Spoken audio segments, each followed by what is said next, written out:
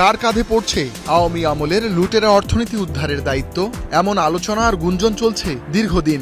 এদিক ওদিক থেকে নানা জনের নানা কথা শোনা গেলেও শেষ পর্যন্ত তারেক রহমান আস্থা রাখলেন মাঠের রাজনীতিতে সক্রিয় এবং অর্থনৈতিক ব্যবস্থাপনায় অভিজ্ঞ আমির খসরু মাহমুদের ওপর। 10 ফেব্রুয়ারি 76 বছরে পা দেয়া চট্টগ্রামের সন্তান আমির খসরু এর আগে সামলেছেন বাণিজ্য মন্ত্রণালয়ের মতো গুরুত্বপূর্ণ জায়গা। তবে শুধু অর্থ নয়, পরিকল্পনার মতো সংবেদনশীল মন্ত্রণালয় চালানোর ভারও পড়েছে তার কাঁধে।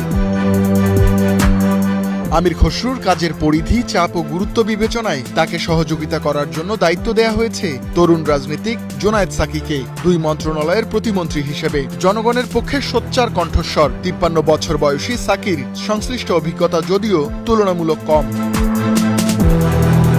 জিনিসপত্রের সরবরাহ ঠিক রাখা, নজরদারি ও দরদাম নিয়ন্ত্রণে গুরুত্বপূর্ণ বাণিজ্য মন্ত্রণালয়। চড়া মূল্যস্ফীতির এই সময়ে যার দায়িত্ব দেয়া হয়েছে সিলেট থেকে নির্বাচিত এমপি খন্দকার আব্দুল মুক্তাদিরকে, যিনি একই সঙ্গে সামলাবেন শিল্প ও পাট বস্ত্র মন্ত্রণালয়। 56 বছর বয়সী এই ব্যবসায়ী রাজনীতিকের পুরনো অভিজ্ঞতা নেই মন্ত্রণালয় সামলানোর। তবে তাকে সহযোগিতার জন্য প্রতিমন্ত্রী হিসেবে রাখা হয়েছে সংসদ সদস্য শরীফুল আলমকে।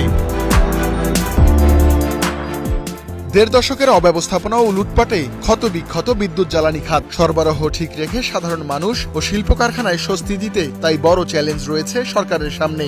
এমন বাস্তবতায় তারেক রহমান ভরসা রাখলেন পুরনো কাণ্ডারি ইকবাল হাসান মাহমুদের ওপর। 76 বছর বয়সী রাজনীতিক টুকু এর আগেও সামলেছেন এই মন্ত্রণালয় প্রতিমন্ত্রী হিসেবে। আর এবার পাশে পাচ্ছেন যশোরের তরুণ সাংসদ অনিন্দ্য ইসলাম অমিতকে।